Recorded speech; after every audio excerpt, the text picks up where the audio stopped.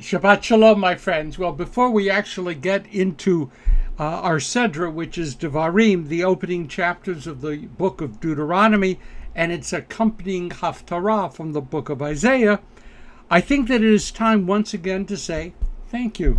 Thank you. Thank you for your interest. Thank you for your emailed questions. Thank you for hitting share after we've studied together. The only way that we can smoothly increase the size of our Torah studying community is for you to share with your friends. So for those of you who are already sharing, many of you are, a big thank you. And for those of you who have not yet chosen to share, I ask that you consider doing so. Okay, let's get started. The observance of Tisha B'Av, the 9th day of the 11th month of the Jewish calendar year, begins this Saturday evening, continuing through Sunday.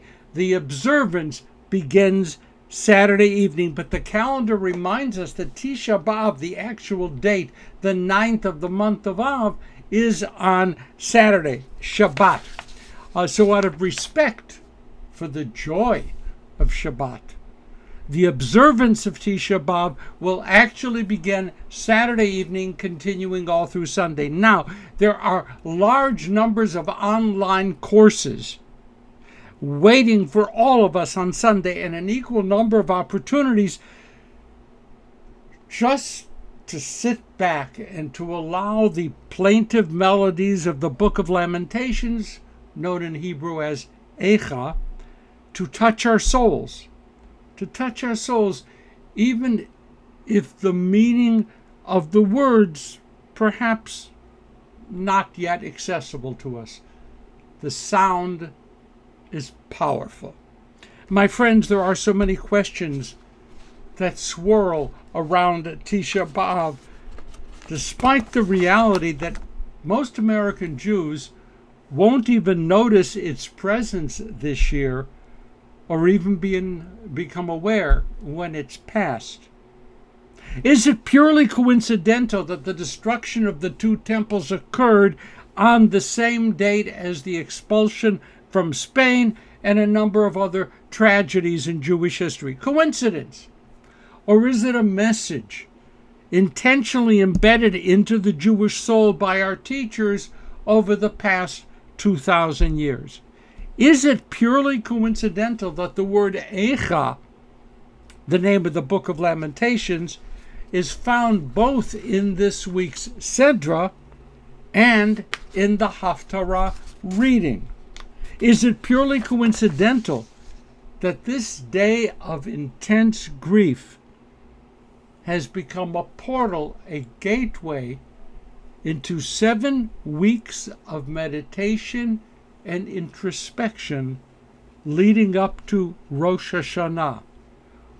Or did our teachers believe that we need the experience of Tisha B'Av before we can fully experience the beginning of a new year? An even deeper question.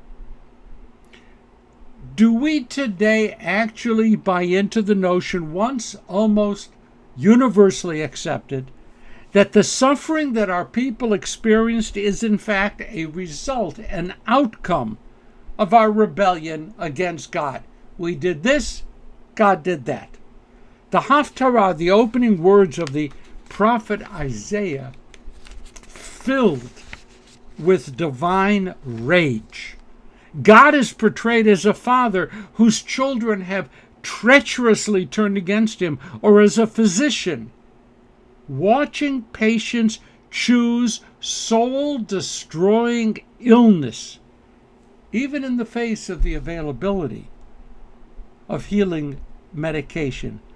Isaiah looks at our ancestors and sees, forgive me, a brood of evildoers.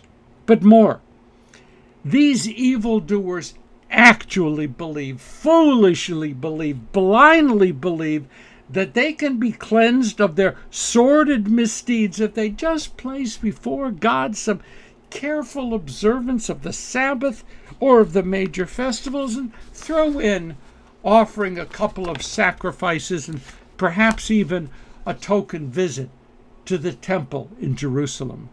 Throwing aside all nuance, Isaiah has God spit out how this kind of behavior and belief is an abomination, that whitewashing sinful behavior with robotic ritual observance can only serve to deepen the abyss separating the so-called chosen people from the God of existence. As a result, Isaiah asserts that God has turned away from Israel, that God has refused to favor our false pretenses, our fake religiosity. Let's be clear. For Isaiah, the covenant still exists, but its promises will not be enacted until the people collectively embrace justice.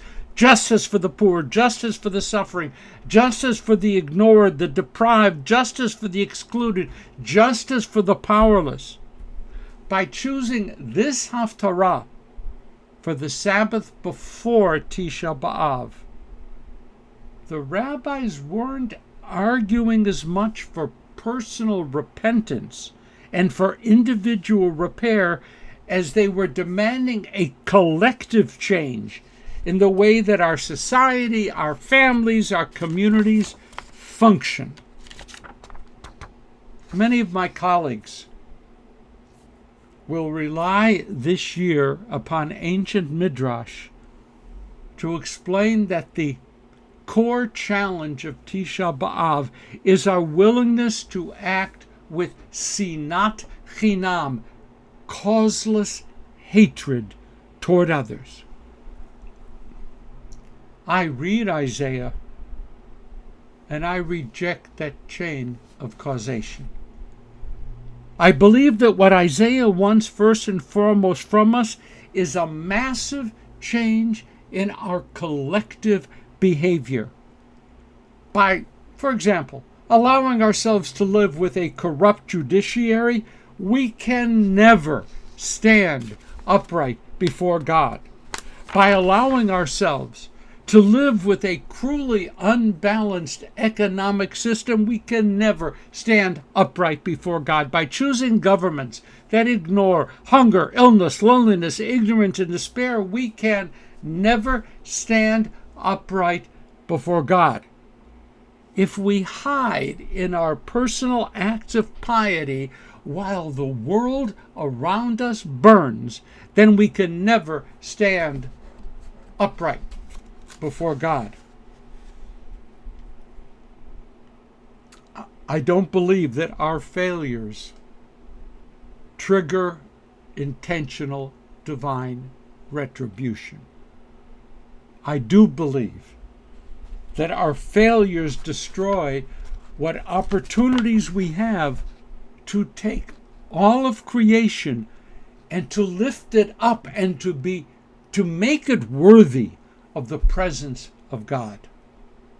I want to close by tying loosely two parts of this presentation together.